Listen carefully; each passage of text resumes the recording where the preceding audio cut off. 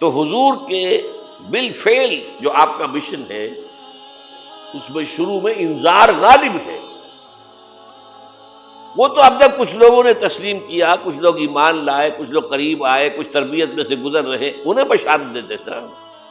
تمہارے لیے بشارت ہے، سلام علیکم. یہاں تک کہا گیا ہے نبی یہ جو ہمارے مومن بندے آپ کے پاس آتے ہیں وَخْفِضْ جَنَاحَكَ لِلْمُؤْمِنِينَ، ذرا اپنے کندھوں کے ان کے سامنے جھکا کر رکھا کیجیے، ان پر شفقت کیجیے، ان سے محبت کے ساتھ پیش آئیے. یہ ہمارا تحفہ ہے آپ کے لیے، ہم نے انہیں چنا ہے آپ کے لیے، یہ آپ کے صحابی بنیں گے. انقلاب کے اندر یہی تو دست و بازو ہوں گے. ٹھیک ہے ان میں غلام بھی ہیں، ان میں غریب بھی ہیں، ان میں مزدور بھی ہیں، لیکن یہی ہیں جو تاریخ کے دھارے کا رخ موڑیں گے. پھر بشارت کا دور آیا ہے بعد میں، شروع میں تو انذار ہے. یا میرا جی چاہ رہا میں آپ کو حضور کا ایک خطبہ اور سنا دوں انذار ہی کے حوالے سے. جب آیت آئی کہ اب انذر عشیرتک الاقربین، اے نبی اب اپنے قریب کے رشتہ داروں کو خبردار کیجیے. یہ جو مشن شروع ہوا حضور کا، یہ ہمارے آج کے واعظوں کے مانند نہیں ہے کہ دنیا بھر میں واعظ کہتے پھرتے گھر والوں کی خبر ہی نہیں، اولاد کدھر جا رہی ہے اس کے بارے میں فکر ہی نہیں. واعظ بہت بڑے ہیں. Charity begins at home. سب سے پہلے دعوت دیجیے اپنے گھر والوں کو اور اپنے رشتہ داروں کو.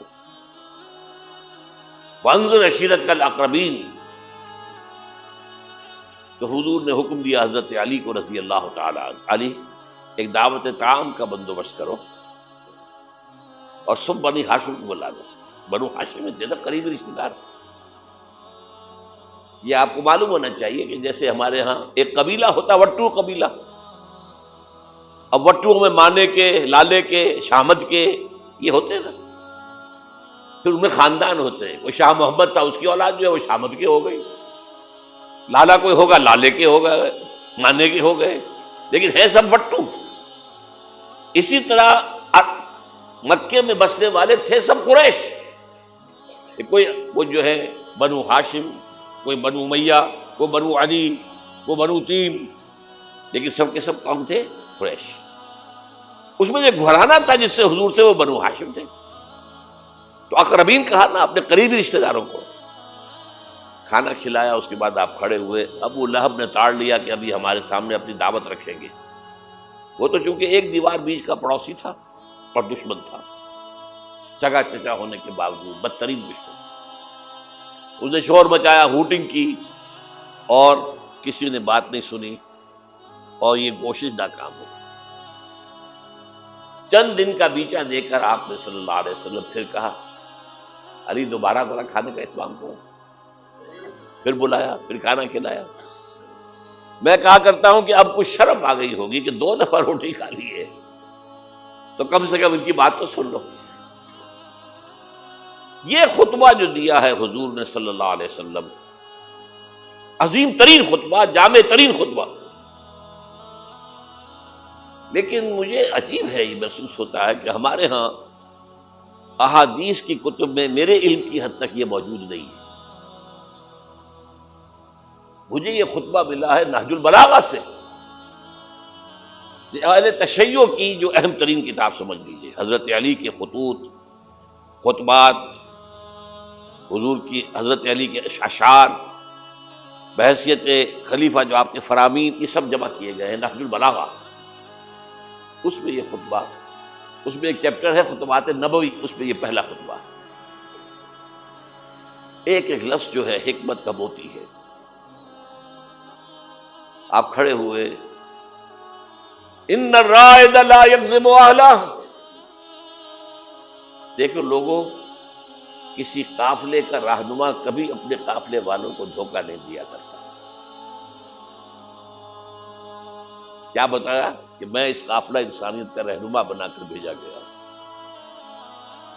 واللہ لو کذبت الناس جميعا ما کذبتکم ولو غررت الناس جميعا ما غررتکم. خدا کی قسم میں پوری دنیا سے جھوٹ بول سکتا بالفرض تو تم سے تو کبھی نہ بولتا. You are my kith and kin. اور اگر میں پوری دنیا کو دھوکہ دے سکتا بالفرض تو تمہیں تو کبھی نہ دیتا. یہ تمہید ہو گئی. 3 جملے. چوتھے جملے میں ایمان باللہ ایمان بالرسول دونوں آ گئے. واللہ الذی لا الہ الا ہو انی لرسول اللہ الیکم خاصۃ والی الناس کافۃ. قسم ہے اس اللہ کی جس کے سوا کوئی الہ نہیں. توحید آ گئی. میں اللہ کا رسول ہوں تمہاری طرف خاص طور پر اور پوری دنیا کی طرف عام طور پر. اب جو جملے آ رہے ہیں وہ سارے انذار آخرت پر ہیں. واللہ لتموتن کما تنامون. خدا کی قسم تم سب پر موت آئے گی جیسے کہ روزانہ رات کو سو جاتے تھے. ثم لتبعثن کما تستيقظون. پھر ایک صبح ہوگی جب اٹھا لیے جاؤ گے جیسے کہ روزانہ صبح بیدار ہو جاتے. وہ صبح قیامت بھی آئے گی. اور کبھی آپ نے نوٹ کیا بیداری کے وقت کی دعا مسنون کون سی ہے؟ الحمدللہ الذی احیانی بعدما اماتنی والیہ النشور. اللہ کے حمد، اس کی تعریف، اس کا شکر جس نے مجھے دوبارہ زندہ کر دیا اس کے بعد کہ مجھ پر بہت طاری ہو گئی تھی. جو شخص روزانہ صبح یہ الفاظ پڑھے گا جب صبح قیامت کو اٹھے گا تو اس کی زبان پر یہ الفاظ آئیں گے کہ نہیں آئیں گے؟ الحمدللہ الذی احیانی بعدما اماتنی والیہ النشور. واللہ لتموتن کما تنامون ثم لتبعثن کما تستيقظون ثم لتحسبن بما تعملون. پھر حساب کتاب لیا جائے گا جو کچھ تم کر رہے ہو اس کا. ثم لتجزون، پھر لازماً جزا دی جائے گی. بالاحسان احسانا وبالسوء سوءا.